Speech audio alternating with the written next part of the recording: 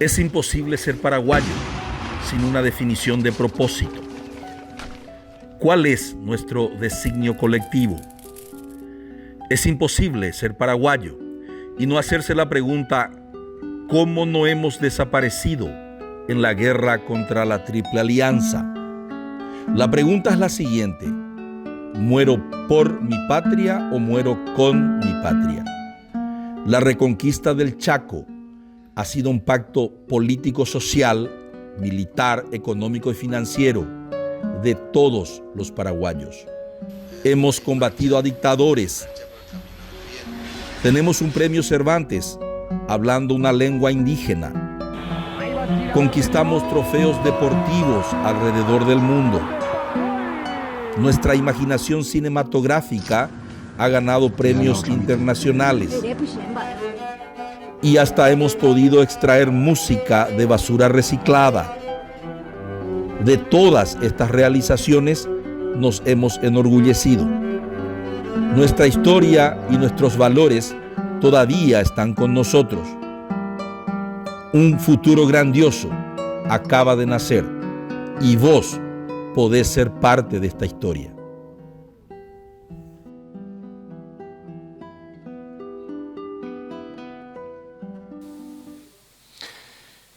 Bueno, buenas noches de nuevo. Volvemos en esta emisión medio especial del programa del Club de Ideas que hemos dado en llamar Es imposible ser paraguayo. Hoy tenemos 2 horas. Es imposible ser paraguayo y no tener una opinión sobre los grandes temas nacionales. Por ejemplo, hoy tuvimos a Carlos Jara hablando de Ciudad del Este. Innovar, y él dio algunas ideas, o perecer. Y para no cambiar de eslogan, le hemos invitado al director general de la Dirección de Estadísticas, Encuestas y Censos, Iván Ojeda, y a uno de sus directores, Leopoldo López, director de Transparencia y Acceso a la Información. Porque así como decimos innovar o perecer, si nosotros no tenemos datos e informaciones para ver cómo estamos hoy, para ver la evolución de dónde venimos y poder proyectar el futuro, también nosotros seríamos una nación o seríamos una nación que no tiene futuro. No digo perecer precisamente, pero una nación que sin conocer la situación, en qué situación se está, desde la perspectiva demográfica, en la perspectiva geográfica, social, etcétera, económica también, nosotros no podemos ver el futuro. Entonces, no podríamos proyectar el futuro. La pregunta que le hago a Iván es, en primer lugar, lo saludo y le digo, Iván Ojeda, director general de la Dirección de Estadísticas, Encuestas y Censos. Muy buenas noches. ¿Qué es la DGES? ¿Para qué sirve? ¿Para qué sirve y qué hace? Genial. Muy buenas noches, Víctor Raúl. Un placer estar contigo acá, acompañándole a Leo y por supuesto a esa gran audiencia que día a día está siguiendo a este prestigioso canal, ¿verdad? Sí. Como muy bien dijiste, nosotros representamos a la Dirección General de Estadísticas, Encuestas y Censos. Es una dirección general que depende actualmente de la Secretaría Técnica de Planificaciones y de la Presidencia de la República. Es nuestra misión regir las estadísticas nacionales. Nuestra creación data del año 1942. Tenemos 77 años con una normativa que hoy también tenemos el desafío de actualizar. ¿Qué es lo que hacemos? Generamos la información necesaria también en materia de estadísticas, encuestas, censos, y también contribuimos y colaboramos con otras instituciones que tengan operaciones estadísticas. Contribuimos a partir de la interconexión o el relacionamiento que tenemos también con nuestros pares de la región. Somos integrantes de la Conferencia de Estadística de las Américas dentro del Sistema de Naciones Unidas. Entonces, si es que hay una operación estadística que una institución esté demandando, nosotros tenemos la capacidad de hacer las interconsultas con nuestros pares y bajar la metodología para redesarrollar la operación aquí. También somos parte de la Comisión ODS del Paraguay. Como la ciudadanía sabe, en el marco de las Naciones Unidas también, 193 países se han puesto de acuerdo para definir 17 objetivos de desarrollo sostenible y 234 indicadores o metas. Nosotros somos los encargados también de medir en alguna medida y también asesorar a las instituciones que generan los indicadores. Hay 45 instituciones públicas que tienen la capacidad de generar al menos un indicador, ¿verdad? Esa comisión ODS Paraguay es una comisión liderada por la Cancillería, está también el Ministerio de Hacienda, está la STP y la Unidad Técnica del Gabinete Social de la República del Paraguay. La UTGS. UTGS, es el acrónimo, ¿verdad? Sí. Y nosotros participamos ahí como comité técnico. Nosotros como innovación también en la gestión, ya con este gobierno y teniendo en cuenta la ratificación del gobierno paraguayo en la Cumbre Iberoamericana de las Américas que se realizó a finales del año pasado, hemos lanzado el portal web de los ODS del Paraguay, algo que no existía. Que vamos a hablar de eso. Vamos a hablar con mayor profundidad. Sí. Buenas noches, Leopoldo. Quería preguntarte, vos que sos, por lo que la otra vez en la reunión que tuvimos en tu oficina, me explicaste que hay categorías en materia de estadísticas, que algunos son registros administrativos, otros son encuestas, censos. ¿Podrías darnos un poco un paneo de qué tipo, cómo se divide este mundo? Porque a los paraguayos no nos gusta la matemática. Apenas sumamos, restamos y multiplicamos. Cuando es algoritmo, ¿verdad? Ya, cuando es logaritmo, por ejemplo, ya no nos gusta. Un cálculo diferencial o una ecuación con más de una incógnita, yo por lo menos ya me pongo todo nervioso, ¿verdad? Cuando tengo que ayudarle a mis hijos, por ejemplo, en un polinomio. ¿Qué son las estadísticas? ¿Para qué sirven? ¿Y qué tipo de datos ustedes manejan allá? Sí, antes que nada, muchas gracias por la invitación, Víctor. ¿Cómo no, Leopoldo? Es un gusto estar en tu programa para explicar y hablar un poco sobre los fines misionales de la Dirección General de Estadísticas, Encuestas y Censos. Y hablar de la ADG, que es hablar de datos. Y hablar de datos es hoy hablar de toda una revolución que se está dando, tanto a nivel local como a nivel internacional, con el uso y con el tratamiento de datos, ¿verdad?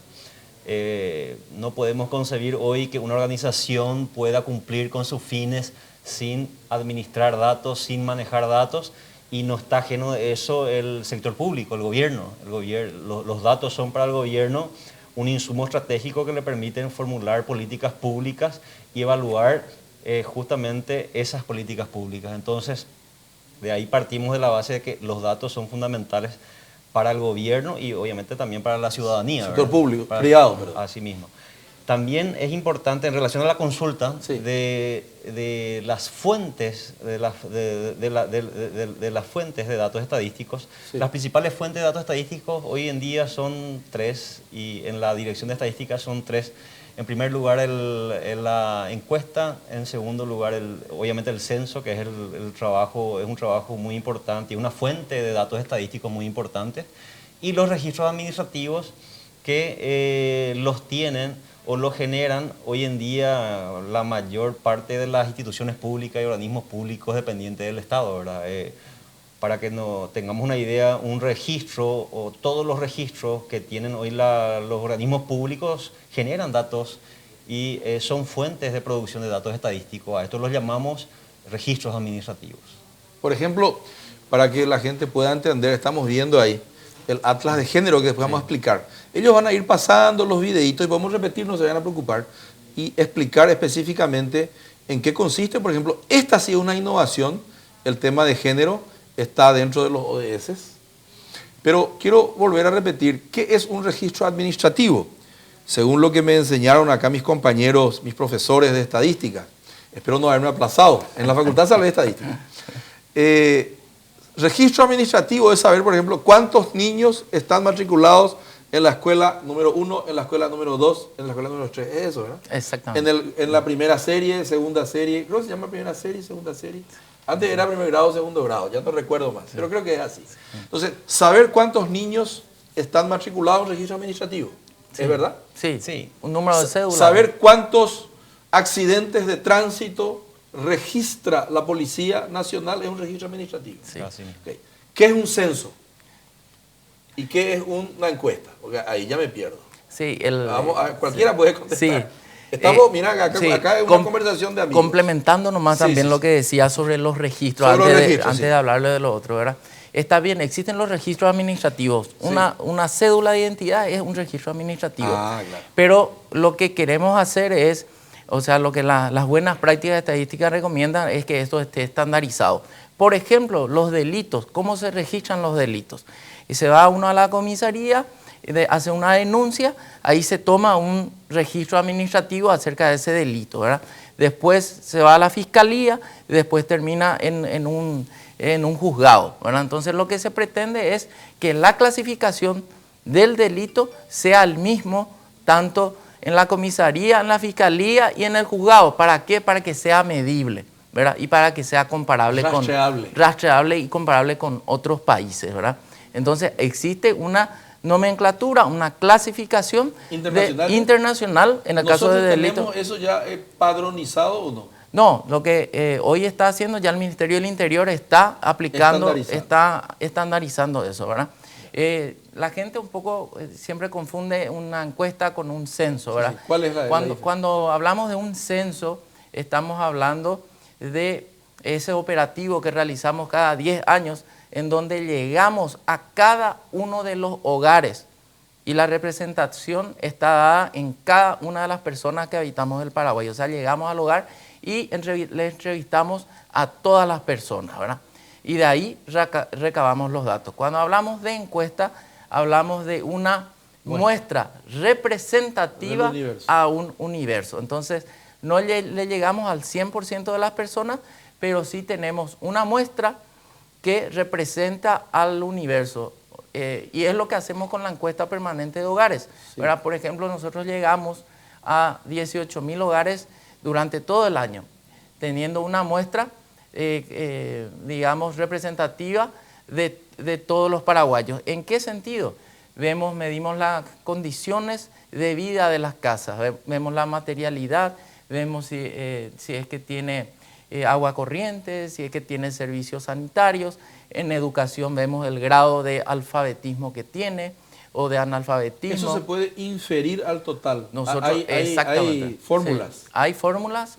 Agarrás la muestra, agarramos la muestra, medís la muestra y decís, si la mitad tiene agua, en esta muestra, el 100%, si la mitad tiene agua, no más, claro, en el 100% habrá X. Así mismo, ¿verdad? Como es muy costoso un censo y por eso se hace cada 10 años. ¿Cuándo se hizo el último censo? El último censo se hizo en el año 2012. La tradición paraguaya en materia de censo data de 1950. Tenemos 7 censos en el Paraguay, el primero en 1950, el segundo en el 62, y a partir de ahí, cada 10 años, ¿verdad? Se habla de la ronda censal del año 2020, ¿verdad? Porque es la recomendación ideal que los países hagan su censo en los años terminados en 0. Nosotros en 2. Nosotros en 2. Podemos hacer 1 año o 2 años antes o 1 año o 2 años después. Bueno. ¿Para qué? Para que sea representativo y comparable con respecto a la realidad de otros países. ¿Y ustedes están esperando hacer en el 20? 2022. Nosotros ¿van a hacer en el 20 y harán en el 22 también? No, hay que entender. La ronda, se habla de una ronda que digamos, para que los países se ajusten al año 0. Perfecto. ¿Verdad? Pero si es que uno no puede llegar porque no tiene los recursos o porque hay catástrofe o por muchos motivos, o porque ya la tradición se viene haciendo en el año 2 como es el Paraguay, se recomienda hacer 1 o 2 años antes o 1 o 2 años después del año terminado en 0, para que los datos sean comparables con otros, con los mismos datos de otros países, ¿no? Un censo nos cuenta, por ejemplo, cuántos habitantes tiene el territorio nacional, cuántos son hombres, estoy dando un ejemplo nomás, ¿verdad? Sí. Cuántos son mujeres, cuántos tienen la franja etaria, cuántos tienen 1 año, 2 años, 3 años, ¿es así? ¿Dónde viven? Sí. Buscamos, ¿qué buscamos esencialmente con el censo? Sí. ¿Cuántos somos? ¿Cuántos somos? ¿Dónde estamos?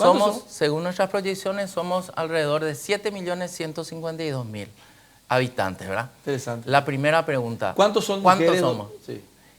Mujeres. 50-50. Estamos un poquito más, son mujeres, ¿verdad? Pero es ínfima la diferencia. Estamos ¿Y casi menos de 30 años? Tengo acá, te voy a mostrar. ¿Vas a mostrar? Te voy a mostrar. Dale, bueno. Entonces, seguimos más comentando. Sí, te decía sobre, estamos hablando de las proyecciones. De las proyecciones. De los censos, de ¿verdad? Los censos. ¿Cuántos somos? ¿Dónde estamos? ¿Verdad?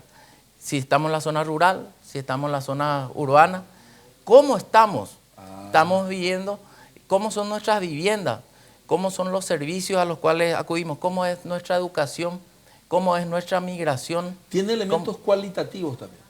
Tiene no elementos cuantitativos y cualitativos, claro, ¿verdad? Porque de un censo podemos nosotros tener la información respondiendo esencialmente estas tres preguntas. ¿Cuántos somos? ¿Dónde estamos? ¿Y cómo somos? ¿Verdad? Y también no podemos cargar con todo el requerimiento de información a un censo, ¿verdad? Porque hay cuestiones que con encuestas podemos tener, ¿verdad? La idea de los censos es hacer cada 10 años y después, digamos, un mantenimiento, una revisión del movimiento de esos indicadores a través de las encuestas. Las encuestas, ¿cuál es la más conocida? La encuesta permanente de hogares, que ya se hace ¿Nos da ingreso? Nos da ingresos, medimos ingresos dentro de lo que es fuerza de trabajo, ¿verdad? Medimos informalidad, medimos, tenemos un módulo de TIC para que la gente entienda, por ejemplo, si la gente tiene celular, si tiene acceso a internet, de qué manera tiene acceso a internet, para qué usa el internet, ¿verdad? Hay también información acerca de la educación, nivel de analfabetismo, ¿verdad? También el tema de salud, podemos saber si una persona en los últimos 7 días, en un periodo de tiempo anterior a la encuesta, estuvo enfermo o no estuvo enfermo, si acudió a un centro privado o a un centro médico.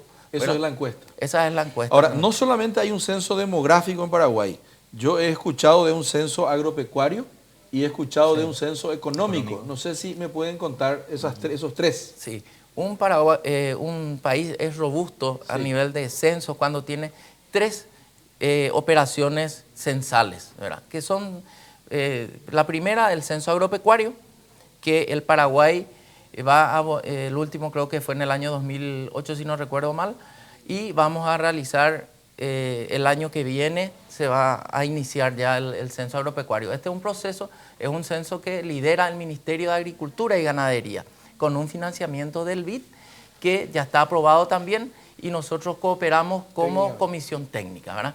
El segundo es ¿Qué nos muestra eso? Nos muestra la realidad de las unidades económicas del sector agropecuario. Unidad económica es un pedazo de tierra.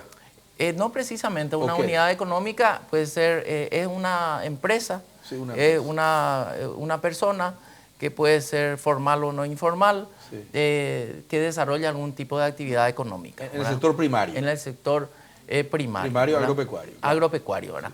Eso es el censo. Eso es el censo agropecuario. Cantidad de vacas. También, todo se va a medir ahí, ¿verdad? O vamos a recabar los datos de las empresas. Lo que hacemos es, visitamos a las unidades económicas. Por ejemplo, la tradición de censos económicos en el Paraguay. Se hizo el primero en 1964, el segundo se hizo en el 2011 con los datos del 2010 y después se hicieron 2 encuestas, digamos, económicas a micro, pequeñas y medianas empresas y otra a grandes empresas, ¿verdad? Perfecto. Entonces... Ese ya es censo económico. Ese es el censo económico. Tercer tipo de censo. Tercer tipo de censo, ¿verdad? Y el segundo, el tercero sería el censo de población y vivienda. Perdón, tenemos 3 censos, ¿verdad? Entonces, agropecuario, económico y... De población y vivienda. Población y vivienda. Y vivienda. Esos son los 3 operativos censales por excelencia. Los 3 productos que ustedes tienen. Sí. Y encuestas, además de esa, ¿cuáles hay otras? Tenemos una encuesta de innovación que hicimos también con el CONACYT, el lideró el CONACYT, y nosotros medimos el nivel de innovación de las empresas, donde nos dimos cuenta que cuando más grande la industria o la empresa es más innovadora, y los menos innovadores son los cuentapropistas, ¿verdad? Entonces, también tenemos una encuesta que se hizo, creo que en el año 2016, de utilización del tiempo. Ahí, por ejemplo, podemos decir que el 22% de los paraguayos nomás realizamos al menos, creo que era 5 horas por semana de ejercicio físico. Cosas como esas podemos tener nosotros a partir de la 5 horas por semana. Sí, de la encuesta. En promedio. En promedio, el 22% de la población. Horas al estudio, exactamente, horas al ocio, horas al esto y a la sí, cuántas horas le dedica el padre al hijo o la madre a la criatura. todo Esas informaciones, ¿quiénes deben usar? Los investigadores, los estudiosos y los hacedores de políticas públicas. No solamente ellos, ¿verdad? Nosotros podemos clasificar, por ejemplo, el uso que le da el Estado para la, digamos, la definición de políticas públicas, los centros de investigación para realizar los análisis, universidades también, la academia, ¿verdad? Y el usuario también, ¿verdad? Nosotros hoy estamos en digamos, un desafío que tenemos de poner de moda la estadística, como decíamos la vez pasada. Usar la datología. ¿Qué es la datología? Es la toma de decisiones a partir de datos, ¿verdad? Porque muchas veces para salir del más o menos. Del más o menos. O decimos, ¿qué vamos a hacer? ¿Vamos a hacer un hospital o vamos a hacer una encuesta? Parecería obvia porque la urgencia y qué sé yo, pero la encuesta o el dato estadístico te puede decir dónde conviene poner ese hospital, qué especialidades tiene que tener ese hospital, y falta? Todas las características que puede tener, ¿verdad? Porque muchas veces, si tomamos decisiones sin los datos estadísticos, podemos equivocarnos, ¿verdad? O el empresario que va a invertir, lo primero que tiene que hacer es un estudio de mercado, para saber dónde instalar su industria, su empresa, etcétera, ¿verdad? Le quiero preguntar a Leopoldo que ¿qué están haciendo ustedes para poner de moda las estadísticas? Ya que tu director dice, quiero poner de moda las estadísticas. Entonces te iba a tomar examen oral delante de tu jefe. Y delante de toda la ciudadanía, que son los verdaderos. Mira que yo soy profesor. Sí, por supuesto. Entonces te pregunto, ¿qué están haciendo? Porque tu rol es que lo que ustedes hacen se transparentice cada vez más y la gente acceda cada vez más a la información. Así mismo, hablamos de disponibilizar la información, ¿Cómo se hace eso? de hacer la información, y más todavía tratándose de información muchas veces muy técnica, muy específica. Entonces, bueno, en primer lugar la idea es la de disponibilizar la información en formatos accesibles, amigables al usuario, a la ciudadanía en general. Y eso implica en gran parte también graficar muchas veces los datos, ¿verdad? Pues muchas veces los datos crudos, los datos tal cual... graficar quiere decir que salga en una torta, en una barra y no en número, para que la gente un poco entienda. Y realmente hoy existen... ¿Eso vos vas a mostrar? Sí, te voy a mostrar. Hoy existen técnicas de visualización, o sea, la visualización de datos... Los dashboards que le dicen. La visualización de datos hoy es... pero probablemente es una ciencia y también es una de las cuestiones más importantes en lo que hace a la ciencia de los datos, ¿verdad? Y hoy tenemos herramientas tecnológicas muy interesantes para visualizar datos. Y bueno, la DGEC no está al margen de eso y estamos trabajando para implementar... Los datos son amigables, son atractivos, para que la gente entienda, son sexys. Sí. Que la gente quiera ver. Hacerlo sexy, Sí. O sea, hay que hacerlo sexy, hacer para que el hablar dato... el lenguaje de los jóvenes. Exacto, que sea atractivo el dato es utilizar, por ejemplo, mucha infografía, ¿verdad? Acá tenemos algo, ¿qué es eso? Esta es una infografía, por ejemplo. Que ¿Se puede enfocar, por favor, señores? ¿Tendrían la gentileza de ayudarnos? Gracias. Entonces vamos a pedirle que muestren, y vos podés mostrarnos todo. Qué lástima que no hicimos desde allá, pero no importa. pero estamos empezando. Así Vamos a volver a nuestro programa. Cuando quieran, ¿verdad? Dale. Acá, por ejemplo, esta es una infografía. Ahí está. Es una infografía que estábamos haciendo por el Día del Padre, por ejemplo, ¿verdad? Entonces, Contanos cómo somos los padres paraguayos. En primer lugar, ¿cuántos no tienen padre? ¿Eso se sabe o no se sabe? tenemos el dato, no tengo a mano, es muy exigente el profesor. Sí, ¿verdad? yo soy exigente, te estoy tomando examen oral. Por ejemplo, esto de una encuesta de uso del tiempo, ¿verdad? El 37% de la interacción con el niño, ¿verdad? Tiene el padre, ¿verdad? La madre tiene el 69%. Y así vamos publicando. A ver un poquito si tengo.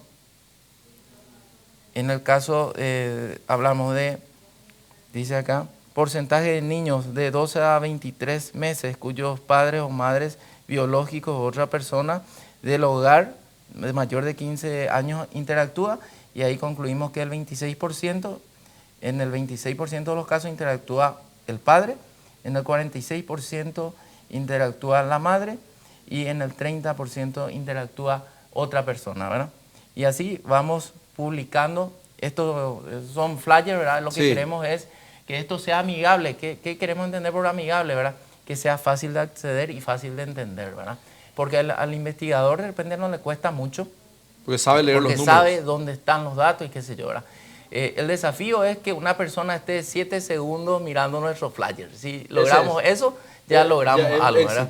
Sí, y también cuando hablamos de datos, de disponibilizar la información, es potenciar los datos abiertos, ¿verdad? ¿Qué quiere decir datos abiertos? Sí. Esa es tu especialidad. Sí, sí. Bueno, el dato abierto es toda una política, ¿verdad?, que se viene gestando ya desde todo lo que desde principios de los años 2000, ¿verdad? Y todo lo que significa disponibilizar los datos en el mundo digital, para disponibilizar los datos Facebook, por ejemplo, de datos abiertos. para que hay que entender. Estoy haciendo una broma, porque hay un sociólogo que dice, hoy lo privado es público y lo público parece que es sigiloso. Dice. Claro, Pero todo el mundo se desnuda en Facebook. hablar de datos abiertos es hablar, por ejemplo, de formatos abiertos, ¿verdad? Hablar de disponibilizar los datos en un formato, así como mencionamos, que sea accesible, ¿verdad? Y manipulable. Y que sea procesable o reprocesable, ¿verdad? Eso es una planilla de Excel, por ejemplo. Que vos puedas bajar en planilla de Excel un microdato. Y la verdad que un formato Excel, por ejemplo, no siempre podría ser un formato abierto, porque podría haber gente que no utiliza, que no sabe, que no utiliza el Office, claro, que utiliza un software libre. Libre. Entonces, y ahí estamos. Entonces allí el usuario no podría trabajar con esa información, y para ello, bueno, habría que disponibilizar esa información en otros formatos que sí sean reprocesables y reutilizables por gente que no cuente con ese sistema. Para que el dato sea abierto, existen requerimientos, ¿verdad? Estos requerimientos están dados, ya están estandarizados a nivel internacional. Dentro de lo que es el Estado paraguayo también hay un manual de implementación de datos abiertos y de disponibilización de datos abiertos, a través de los cuales las oficinas públicas tienen que encargarse de disponibilizar los datos en formatos abiertos, en estos formatos que estamos comentando, que estamos explicando. Y el dato abierto hoy en día también es una tendencia a nivel gubernamental para que el sector, para que todos los sectores de la sociedad puedan tomar los datos y puedan reprocesarlos, ya sea para todo tipo de fines, para fines académicos, para fines comerciales, para fines de políticas públicas.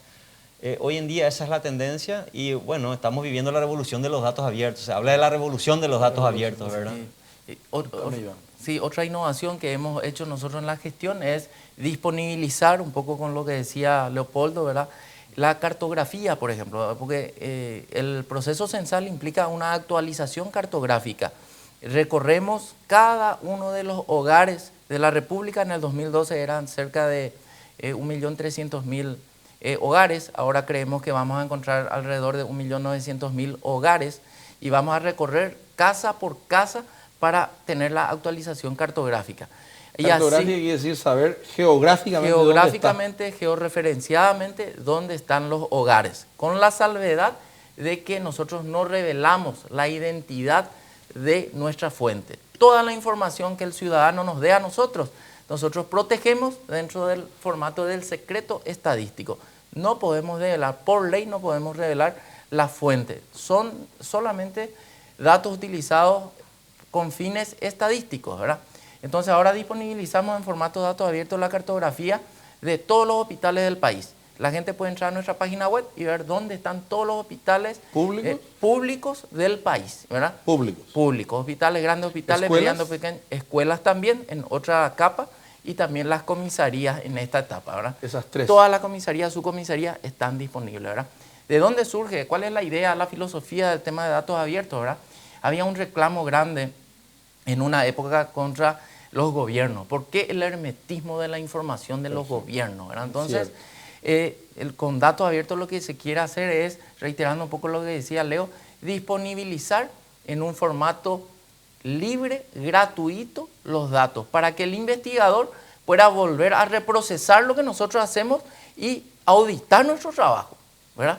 Entonces, se contribuye a la transparencia, se contribuye a que el ciudadano sepa en qué se está usando su impuesto, qué es lo que hacemos nosotros como oficina, ¿verdad?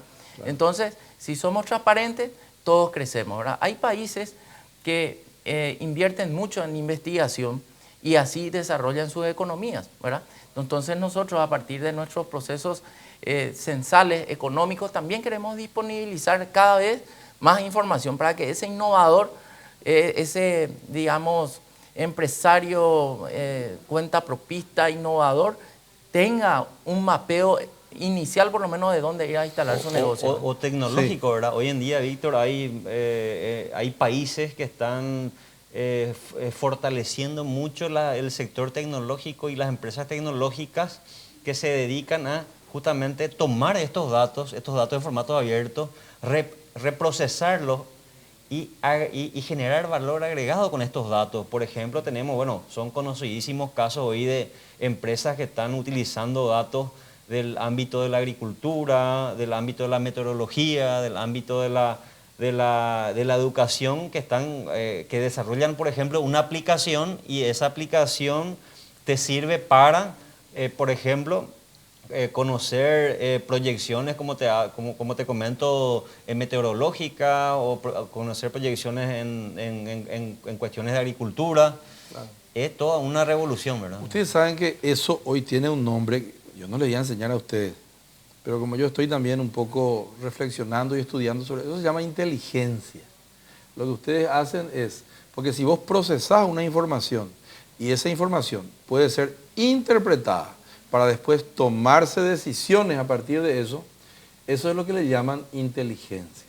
Si es una cuestión de origen, destino de mercaderías, entonces una inteligencia de comercial, por ejemplo, de logística y comercial.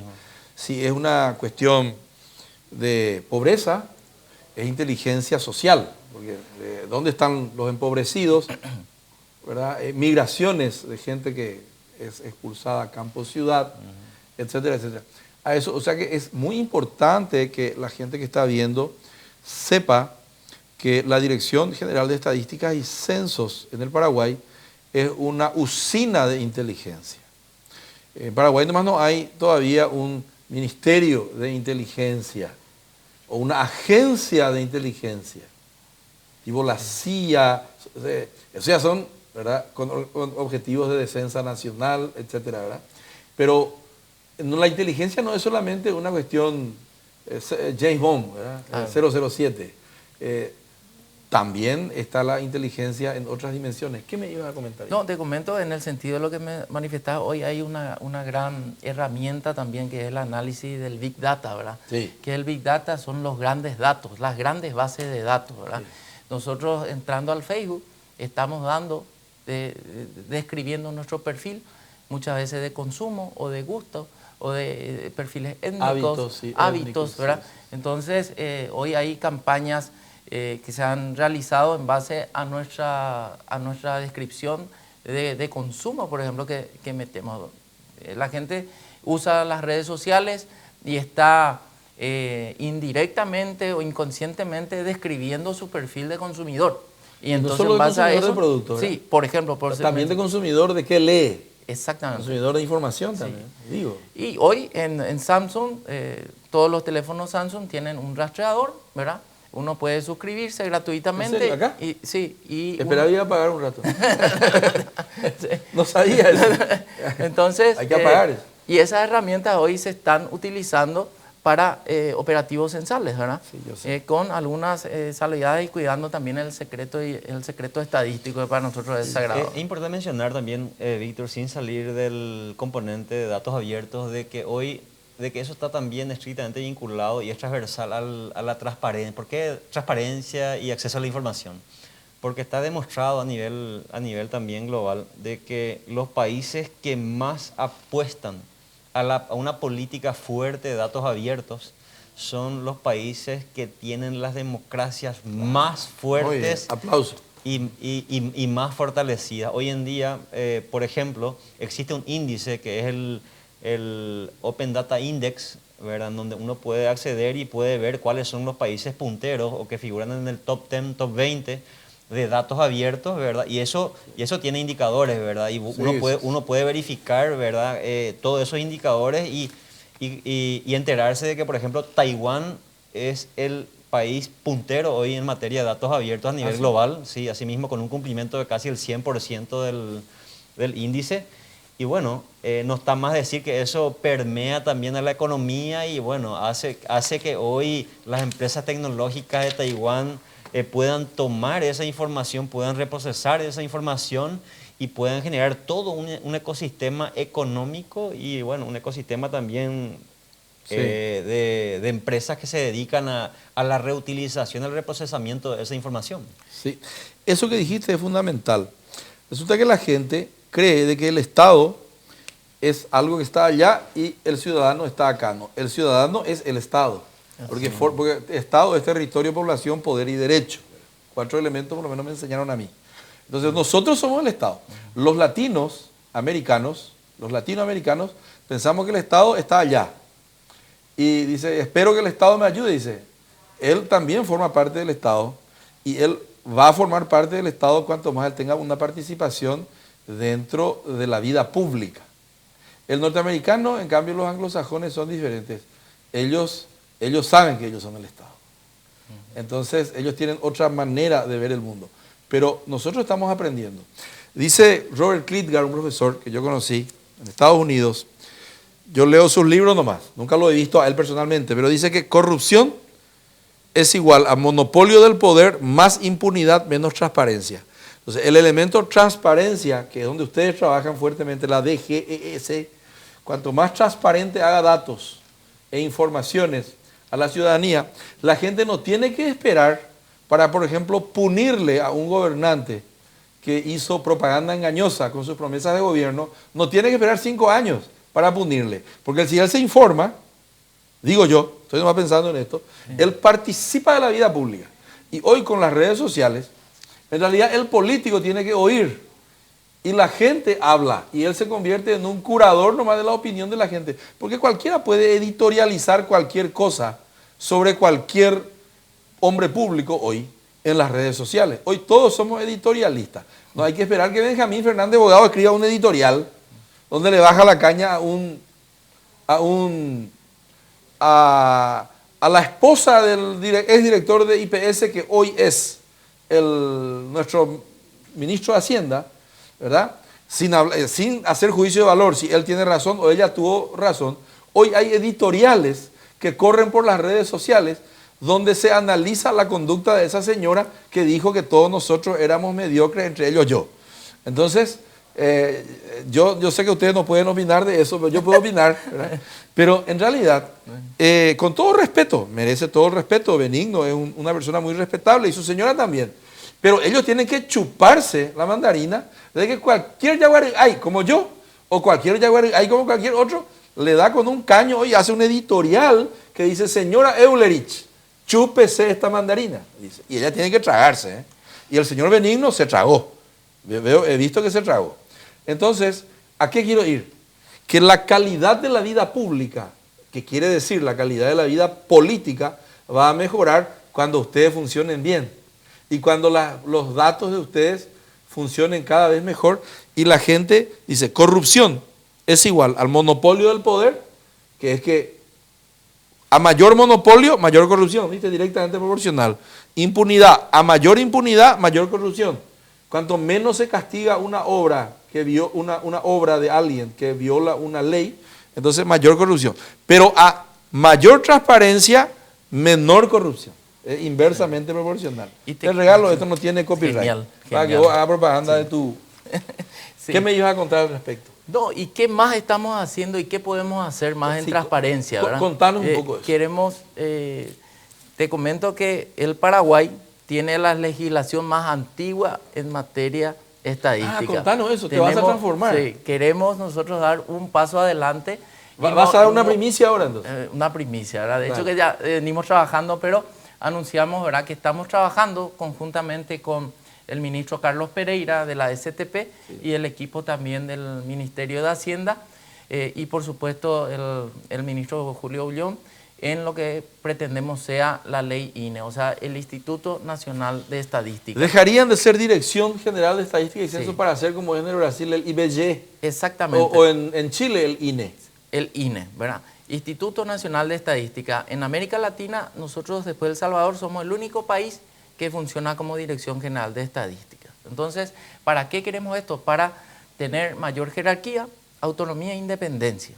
¿Eso es una ley? Esa es una ley. Tenemos que renovar nuestra ley, que tiene 77 años, a una nueva legislación. Con eso vamos a tener mayor jerarquía y vamos a poder exigir también el dato o la información, ¿verdad?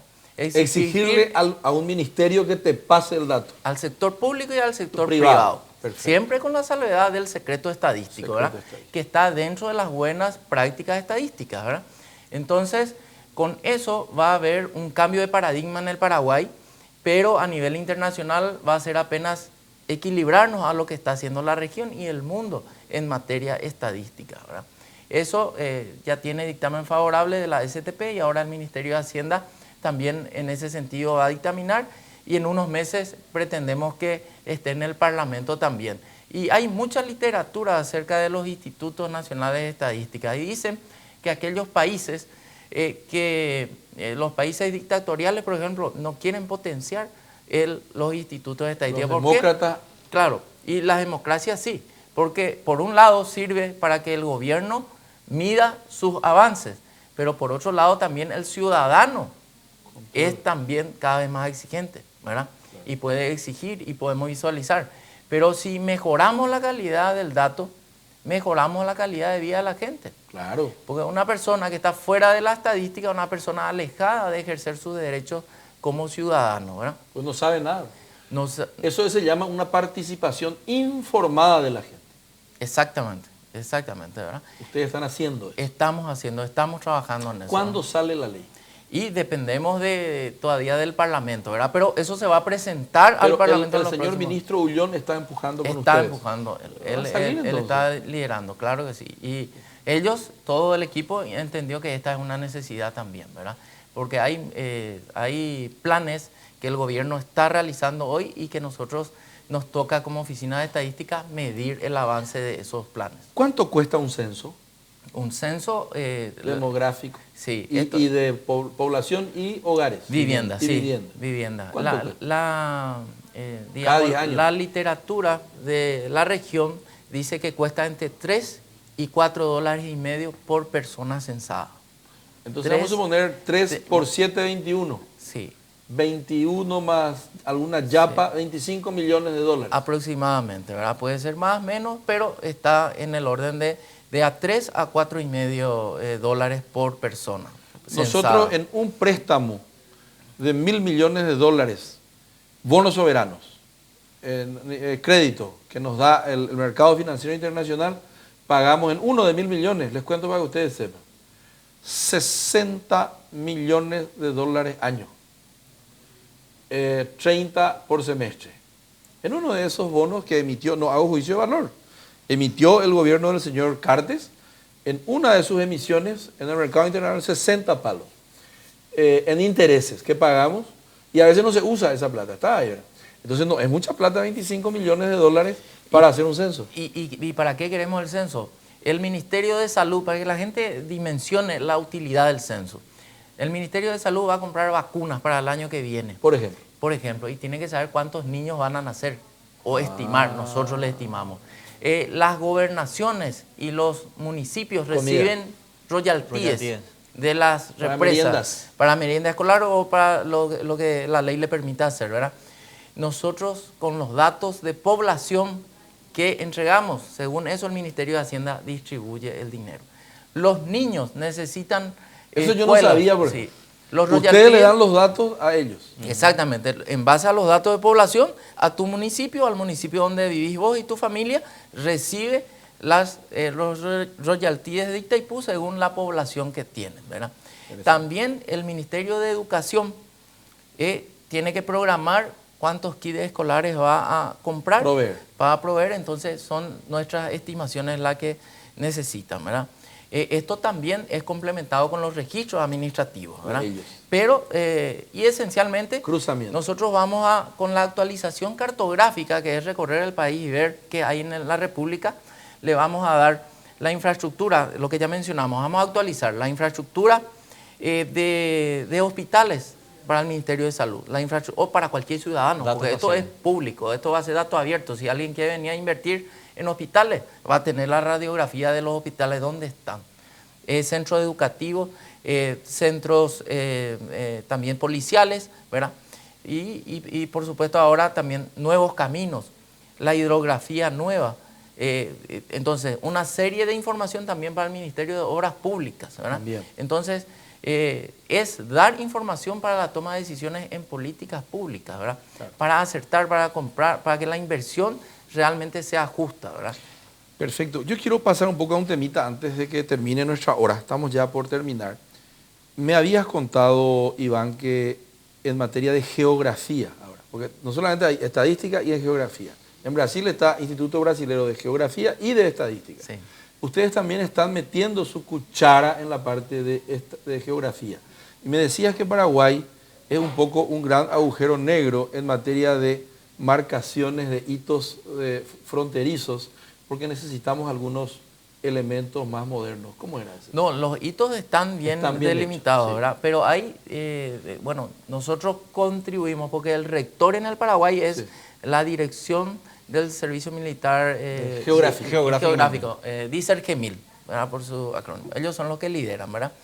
Pero lo que estamos haciendo es una mesa técnica donde conjuntamente con la DICERGEMIL, el PTI, nosotros estamos trabajando para que el Paraguay tenga su infraestructura de datos espaciales. ¿Cómo funciona eso? ¿Qué es la infraestructura de datos Datos espaciales? espaciales. Datos espaciales, ¿verdad? Para que la gente entienda. Hoy la infraestructura es pasiva. ¿Por qué? Porque ¿cómo medimos nuestras propiedades? Con un mojoncito, pintamos de rojo, cada uno hace su mojón. Esa es... Así se hacen los loteamientos. Los loteamientos, y eso, esa es la infraestructura pasiva. Lo que queremos pasar es la infraestructura activa, que mediante algunas antenas especializadas, como que son unos GPS especializados, ¿verdad?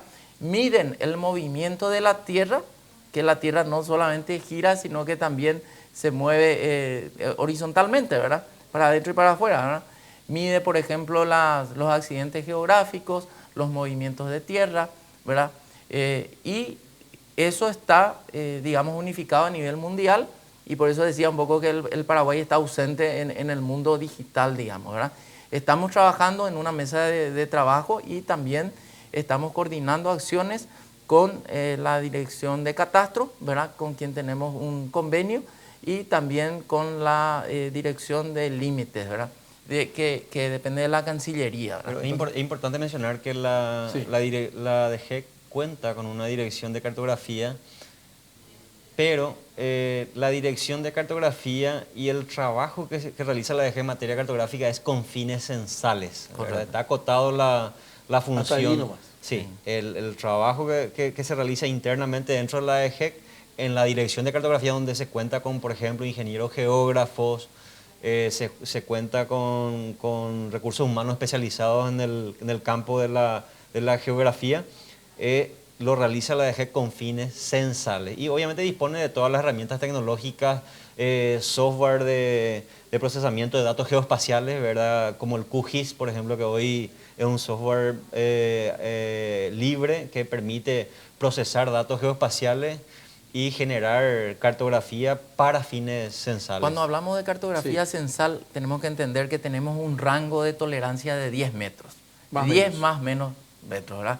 Lo que no es permisivo, por ejemplo, en catastro, ¿verdad? Porque tu propiedad es distinto ya si 10 metros te sacan. Sin embargo, para la cartografía censal, esa es la tolerancia, ¿verdad? Sí. Por ejemplo, para lo que va a ser la operación del censo 2022 de Paraguay, obviamente se va a realizar todo un trabajo de actualización cartográfica a nivel país, en donde la dirección y los técnicos de la DGEC van a salir a actualizar esa cartografía con fines censales, o sea, con fines de la realización de esa gran operación que es el censo 2022, y obviamente también marcar los puntos que son los hogares de todo el país que van a ser censados, ¿verdad?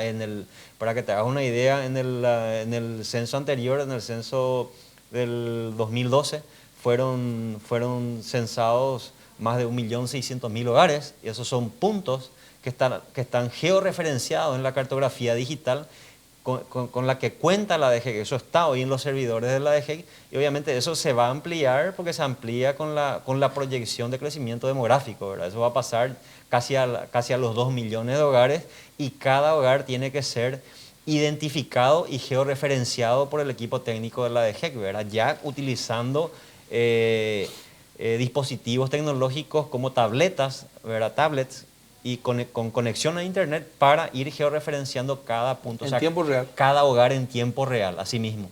Material vital y que sirve de apoyo para lo que va a ser la ejecución del censo en el 2022, ¿verdad? Porque como sabréis, si no sabe la audiencia, Sí. ese es el principal insumo que se utiliza para censar a la población en épocas de censo. Bueno, yo quiero, para finalizar, rescatar un poco delante de la ciudadanía, profesores universitarios que nos están viendo, estudiantes, padres de familia, empresarios, que no todo está perdido en el Estado, porque hay pues el estigma de que todo es un desastre en el Estado. Yo estuve visitando la Dirección General de Estadísticas, Encuestas y Censos, y gratuitamente he podido tener acceso a un montón de datos que voy a utilizar para algunos estudios que yo hago como profesional del mundo, vamos a decir, de las políticas públicas. Y realmente me sorprendí y por eso les invité para que la gente conozca. Y yo quisiera que nos cuentes un poco ya para terminar. Vos tenés gente, mano de obra de alta, muy capacitada por lo que estoy viendo. Y es como una isla de eficiencia, en un mar a veces de ineficiencia que sí hay en el Estado, pero ustedes están trabajando como una usina de eficiencia, de productividad, de datos oportunos, exactos, consistentes y sobre todo funcionales, que es lo que vos estabas comentando. Gente, ¿qué tipo de gente ustedes tienen? Profesionales muy calificados, ¿verdad? Somos alrededor de 360 compañeros de trabajo, en donde participan gente, estadísticos, matemáticos, geógrafos, cartógrafos, economistas, sí. analistas, contadores, administradores, ¿verdad? Y relevar un poco que todo este equipo, hoy tenemos desafíos en el cortísimo plazo. Vos sabés que vamos a hacer una encuesta de turismo, por ejemplo, después de muchos años, y vamos a saber el hábito del paraguayo en cómo ejerce el turismo, dónde se va, cuántos días se queda, cuánto gasta, cuáles son sus lugares preferidos. Vamos a hacer con la Senatur, ¿verdad? Este es un proceso que está financiado por la Senatur y nosotros estamos ejecutando.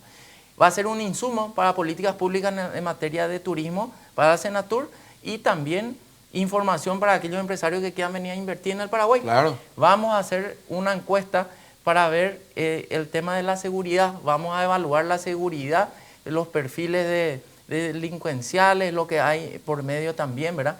Estamos trabajando con el Ministerio del Interior en esta materia. Ellos tienen una linda oficina, un observatorio. Ellos tienen un observatorio, nosotros contribuimos también con datos al observatorio, ¿verdad? Estamos trabajando también con el INAN, el Instituto Nacional de Alimentación y Nutrición. Vamos a hacer ahora estamos en el plan piloto de lo que va a ser la encuesta nacional de alimentación y nutrición, donde vamos a medirle a las personas los hábitos. Hábitos de nutrición. Consumo. Después de 50 años se hace esta medición. Perfecto. ¿Qué vamos a medir? ¿Cómo come? ¿Qué comemos? ¿Qué somos? ¿Verdad? Tenemos que medir los que no comen también. También. 1.800.000. La ingesta calórica del paraguayo. Claro. Y bueno, yo lamentablemente tengo que despedir a nuestros ilustres visitantes. Vamos a comprometerlos a que vuelvan. Con mucho gusto. Y también ya hemos hablado aquí con el directorio de 5 días, los compañeros de trabajo, para que tengamos algunas páginas donde ustedes puedan proveer información amigable para la ciudadanía sobre temas tan importantes como los que han comentado. Veo que tienen algo sobre género que vamos a presentar en los próximos programas y ya en los próximos programas nos comprometemos a usar la tecnología y al mismo tiempo de estar aquí explicando los datos y las informaciones que tenemos, que nuestros compañeros allá desde la sala de control puedan ir pasando ¿cómo se llama? El portal desde donde uno puede acceder y de manera de hacerlo pedagógico y que nuestros televidentes puedan también trabajar desde sus casas utilizando esos datos para sus estudios, para tomar decisiones mercadológicas, etc. Muchas gracias, Iván. Muchas gracias, Víctor Raúl, por la invitación, porque esto nos permite también rendir un poco cuenta de lo que venimos haciendo e invitarle a la gente a visitar nuestra página web.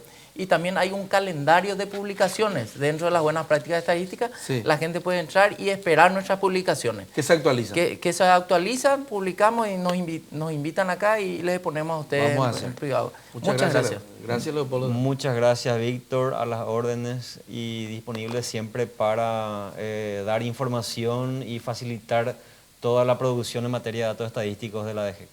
Bueno, muchísimas gracias. Esto ha sido Es Imposible Ser Paraguayo, un programa del Club de Ideas y del diario 5 Días. Buenas noches. Es imposible ser paraguayo sin una definición de propósito. ¿Cuál es nuestro designio colectivo? Es imposible ser paraguayo y no hacerse la pregunta ¿cómo no hemos desaparecido en la guerra contra la Triple Alianza? La pregunta es la siguiente: ¿muero por mi patria o muero con mi patria? La reconquista del Chaco ha sido un pacto político-social, militar, económico y financiero de todos los paraguayos. Hemos combatido a dictadores. Tenemos un premio Cervantes hablando una lengua indígena. Conquistamos trofeos deportivos alrededor del mundo. Nuestra imaginación cinematográfica ha ganado premios internacionales.